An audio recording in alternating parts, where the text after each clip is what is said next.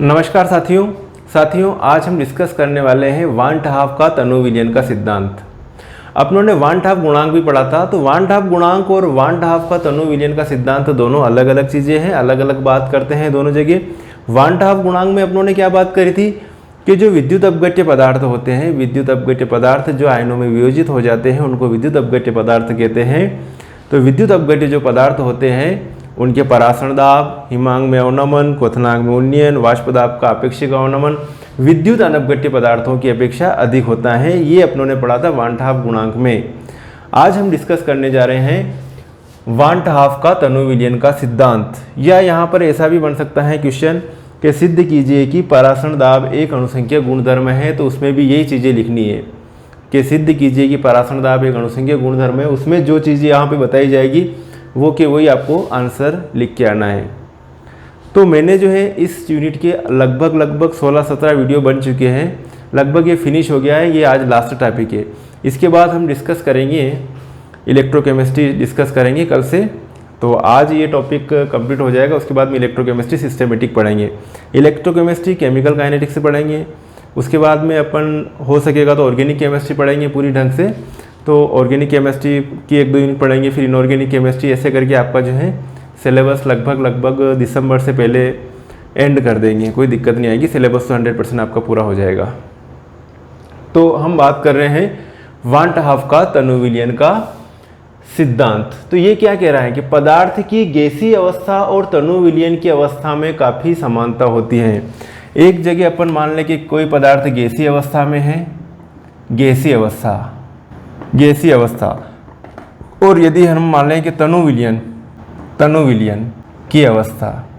तनु विलयन की अवस्था का मतलब ये होता है कि आपको ये मैं पहले भी बता चुका हूँ कि विलयन जो होता है वो 2 लोगों से मिलकर बना होता है, 2 चीज़ों से, किससे? विलेय और विलायक। तो यदि विलेय की मात्रा बहुत कम है, विलेय की मात्रा यदि बहुत कम है तो उस विलयन को क्या कहेंगे? तनु विलयन कहेंगे। यदि विलेय की मात्रा बहुत कम है तो उस विलयन को क्या कहेंगे? अपन तनु विलयन कहेंगे। तो यहाँ पर क्या करा कि पदार्थ की गैसीय अवस्था ही क्यों बात करी? क्योंकि गैसीय अवस्था में जो पार्टिकल होते हैं वो क्या रहते हैं? दूर दूर रहते हैं। जैसे किसी विलयन में विलेय के पार्टिकल दूर दूर रहते हैं, तनु विलयन है मतलब बहुत कम पार्टिकल है। तो पदार्थ की गैसीय अवस्था और तनु विलयन की अवस्था में काफ़ी समानता होती है। कौन बता गए साहब? Want half. पदार्थ की गैसीय अवस्था और तनु विलयन की अवस्था में काफ़ी समानता होती है। वांट हाफ के अनुसार तनु विलयन का परासरण दाब। अब जो तनु विलयन में जो विलेय के पार्टिकल रहते हैं उनके कारण वो भी एक प्रेशर डालते हैं, और वो कौन सा प्रेशर डालेंगे? परासरण दाब डालेंगे। वहाँ पर कौन सा प्रेशर रहेगा? वो परासरण दाब रहेगा। यदि जैसे कि कोई विलयन है और उन दोनों विलयनों को अपन अर्धपारगम झिल्ली द्वारा सेपरेट करेंगे, ठीक है। एक तरफ अपनों ने विलायक भर लिया, क्या भर दिया? एक तरफ विलायक और एक तरफ विलयन। इधर ले रखा अपनों ने विलयन और इधर लिया अपनों ने विलायक। तो यहाँ पर क्या होगा? अगर इधर से प्रेशर अप्लाई करेंगे तो यहाँ पर इस विलयन के अंदर जो विलेय के पार्टिकल हैं वो कहाँ डालेंगे? यहाँ पर इस झिल्ली के ऊपर क्या डालेंगे? दबाव डालेंगे, और उस दबाव को क्या कहेंगे अपन? परासरण दाब कहेंगे। वैसे अगर परासरण की क्रिया की बात करें तो परासरण की क्रिया तो इधर से इधर की होगी, लेकिन जब परासरण की क्रिया को रोकेंगे तो उस कंडीशन में एक दाब लगेगा, और उस दाब को कहेंगे अपन परासरण दाब। परासरण की क्रिया को रोकने के लिए जो दाब आरोपित किया जाता है उसे ही क्या कहेंगे? अपन परासरण दाब कहेंगे। तो यहाँ पे देखो कि तनु विलयन क्या लिया आप लोगों ने? यहाँ पे विलयन की बात चल रही है और यहाँ पर गैसीय अवस्था की बात चल रही है। तो तनु विलयन का परासरण दाब उस दाब के बराबर होता है जो विलेय वाष्प अवस्था में डालता है। अगर किसी गैस में कोई विलेय पदार्थ है, गैसीय अवस्था में है, गैसीय अवस्था की बात करें तो गैसीय अवस्था में जो विलेय पदार्थ है विलेय वाष्प अवस्था में डालता है, जबकि उसका आयतन व ताप विलयन के आयतन व ताप के क्या होना चाहिए? समान होना चाहिए। मतलब जितना स्पेस विलेय को यहाँ पर मिला है उतना स्पेस विलेय को यहाँ पर भी मिल रहा है, ये कंडीशन रहती है। यहाँ पर जितना स्पेस यहाँ पर मिला विलेय को उतना स्पेस कहाँ मिलेगा? इस जगह भी मिलेगा। समझ में आया? एक बार और, वांट हाफ के अनुसार तनु विलयन का परासरण दाब उस दाब के बराबर होता है, तनु विलयन का परासरण दाब उस दाब के बराबर होता है जो विलेय वाष्प अवस्था में डालता है, जबकि उसका आयतन व ताप विलयन के आयतन व ताप के क्या होना चाहिए, समान होना चाहिए, ये शर्त है। अब आपने जो है गैस समीकरण, गैस इक्वेशन पढ़ी होगी, और आदर्श गैस समीकरण जो है, आइडियल गैस इक्वेशन जो आपने पढ़ी होगी वो है PV = nRT। PV = nRT, ये आप पढ़ चुके हैं, ये चीज़ आपने पढ़ रखी है। कब? पदार्थ की अवस्थाएं, क्लास 11th में उस चैप्टर में पढ़ रखी है कि आदर्श गैस समीकरण, आइडियल गैस इक्वेशन जो है वो क्या होती है, PV = nRT। और ये इक्वेशन जो बनी थी, कैसे बनी थी? अपनों ने सबसे पहले जो कहा था कि बायल्स के नियमानुसार, क्या लिखा था आपने? बायल्स के नियमानुसार। इसको रिलेट करके इस क्वेश्चन को समझाएंगे ना, बायल्स के नियमानुसार।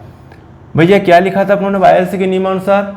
किसी गैस का आयतन उसके दाब के व्युत्क्रमानुपाती होता है, जब क्या रखना है आपको, T स्थिर रखना है, T स्थिर हो उस कंडीशन में।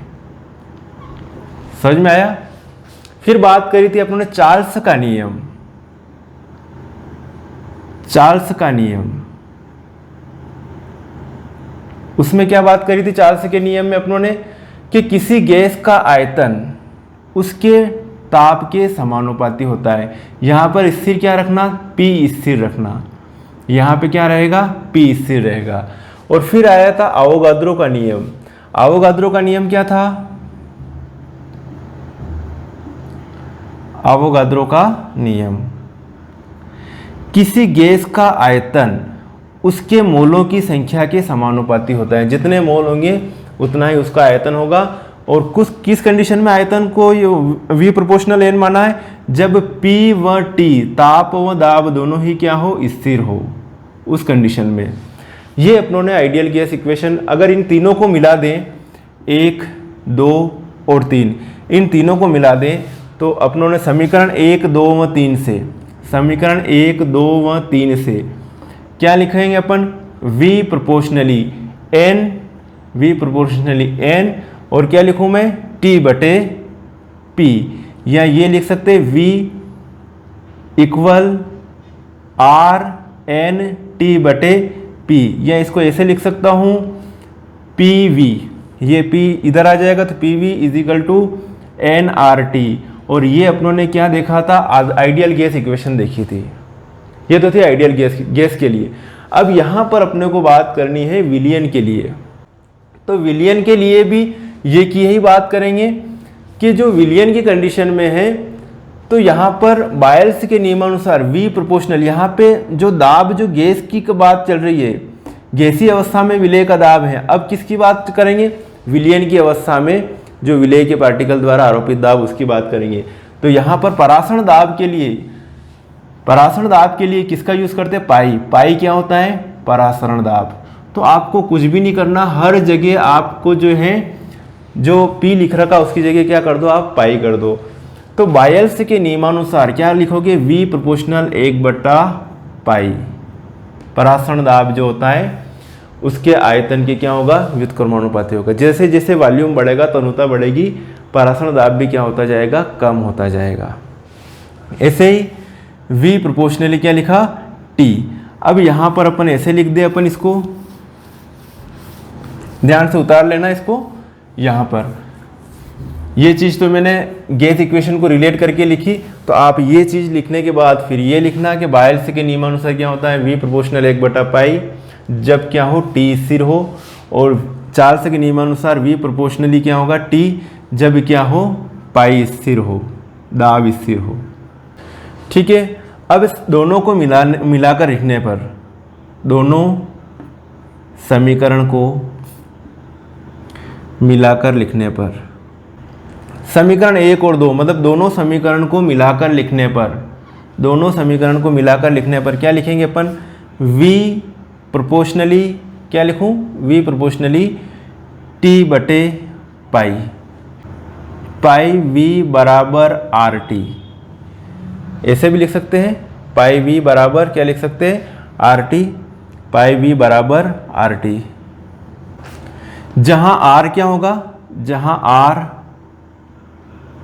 विलयन का स्थिरांक है, विलयन का स्थिरांक है, जहाँ आर विलयन का स्थिरांक है। एन मोलों के लिए उपरोक्त समीकरण इस प्रकार होगी। एन मोनो के लिए क्या लिखेंगे, P V is equal to क्या लिखेंगे, N R T, P V is equal to N R T. और अपन जो आइडियल गैस इक्वेशन पढ़ रहे थे उसमें क्या लिखा था अपन ने, P V is equal to N R T. तो पी वी की जगह यहाँ पे क्या आ गया, पाई वी, और पाई क्या है यहाँ पे, परासरण दाब, और पी क्या था उसके आइडियल गैस इक्वेशन में, पी क्या था वहाँ पे गैसीय दाब था, और यहाँ पे पाई क्या है, परासरण दाब है। तो साथियों अब जो इस इक्वेशन को आगे अपन ऐसे लिख सकते हैं, देखना ध्यान से, इसको ऐसे लिख दूं, पाई बराबर एन, और इस एन के बटे में वी लिख दूं तो एन बटे वी आर टी, ये भी लिख सकते हैं ना। और आपको मालूम है कि एन अपान वी बराबर सी, सी क्या होता है, सांद्रता होती है ना। मोल प्रति आयतन बराबर क्या लिखेंगे अपन, सी लिखेंगे, और सी क्या होती है, कॉन्सेंट्रेशन होता है, सांद्रता होती है। तो एन बटे वी की जगह क्या लिख दे अपन, सी लिख दे। तो पाई इज इक्वल टू क्या लिखो आप, C R T, P is equal to क्या लिख सकते हो आप, C R T, P is equal to क्या लिख सकते हो, सी आर टी। और यदि आप जो है, यदि आर व टी दोनों स्थिरांक हो, आर व टी स्थिरांक हो, आर व टी स्थिरांक है, तो इसको इक्वेशन को क्या लिख सकते हो, परासरण दाब समानुपाती होगा सी के, परासरण दाब समानुपाती होगा भैया किसके, सी के, कॉन्सेंट्रेशन के, सांद्रता के समानुपाती होगा। परासरण दाब किसके समानुपाती होगा, कॉन्सेंट्रेशन के समानुपाती होगा, सांद्रता के समानुपाती होगा। तो इससे यह प्रूव होता है कि किसी विलयन का परासरण दाब उस विलेय की प्रकृति पर निर्भर नहीं करता, किसी विलयन का परासरण दाब उस विलेय की प्रकृति पर निर्भर नहीं करता, उस विलेय की किसके ऊपर निर्भर करता है, कॉन्सेंट्रेशन के ऊपर डिपेंड करेगा, विलेय के मोलों की संख्या के ऊपर डिपेंड करेगा। जितने ज़्यादा विलेय के मोल होंगे विलयन के अंदर, उतना ही ज़्यादा क्या होगा, परासरण दाब होगा। इसलिए ये भी कह सकते हैं कि परासरण दाब एक अणुसंख्यक गुणधर्म है। परासरण दाब क्या है, एक अणुसंख्यक गुणधर्म है। उतार लीजिए इसको, जल्दी से स्क्रीनशॉट ले लीजिए। ठीक है, सिंपल क्वेश्चन था, ज़्यादा टिपिकल बिल्कुल नहीं है। क्या कहा वान 't हाफ साहब ने कि पदार्थ की गैसीय अवस्था और तनु विलयन की अवस्था में काफ़ी समानता होती है। वान 't हाफ के अनुसार तनु विलयन का परासरण दाब उस दाब के बराबर होता है जो विलेय वाष्प अवस्था में डालता है, समझा दिया मैंने, जबकि उसका आयतन व ताप विलयन के आयतन व ताप के समान होता है। अब इसी को अपन जैसे बायल के नियमानुसार क्या लिखेंगे, V प्रोपोर्शनली 1/पाई, आयतन किसके, दाब के व्युत्क्रमानुपाती होगा, है ना। स्थिर ताप पर जो है विलयन का जो आयतन है परासरण दाब की क्या होगा, व्युत्क्रमानुपाती होगा। V प्रोपोर्शनली 1/पाई, बायल्स के नियमानुसार, चार्ल्स के नियमानुसार V प्रोपोर्शनली T, जहाँ पर क्या है पाई स्थिर है। दोनों समीकरण को मिलाकर लिखने पर तो ये V लिखा, फिर क्या लिखा T, और फिर क्या लिखा पाई। क्या लिख सकते हैं इसको, पाई V बराबर समानुपाती का चिन्ह हटाया, R लगा दिया, पाई V बराबर क्या लिखा, RT लिखा। एन मोलों के लिए कैसे लिख सकते समीकरण को, पाई V बराबर क्या लिख दिया अपनों ने, NRT लिख दिया। अब इसी समीकरण को अपनों ने कैसे लिखा, पाई बराबर N/V, N/V, और N/V बराबर क्या होता है, C लिखते हैं, कॉन्सेंट्रेशन लिखते हैं, पाई बराबर CRT। और यदि R और T दोनों स्थिरांक हो तो पाई बराबर क्या लिख सकते हैं, C। मतलब परासरण दाब क्या है, विलेय की कॉन्सेंट्रेशन भी डिपेंड करेगा, जितनी ज़्यादा कॉन्सेंट्रेशन होगी, जितने ज़्यादा विलेय के मोलों की संख्या होगी, उतना ज़्यादा परासरण दाब होगा। मतलब विलेय की प्रकृति पर डिपेंड नहीं करेगा कि विलेय कैसा है, जितनी ज़्यादा कॉन्सेंट्रेशन होगी उतनी ज़्यादा क्या होगा, परासरण दाब होगा। इसलिए ये प्रूव होता है कि परासरण दाब एक अणुसंख्यक गुणधर्म है। ठीक है साथियों, तो ये जो है आपके टॉपिक कंप्लीट हो गया। और अब हम नेक्स्ट वीडियो में डिस्कस करने जा रहे हैं, किसके बारे में डिस्कस करेंगे, इलेक्ट्रोकेमिस्ट्री के बारे में डिस्कस करेंगे।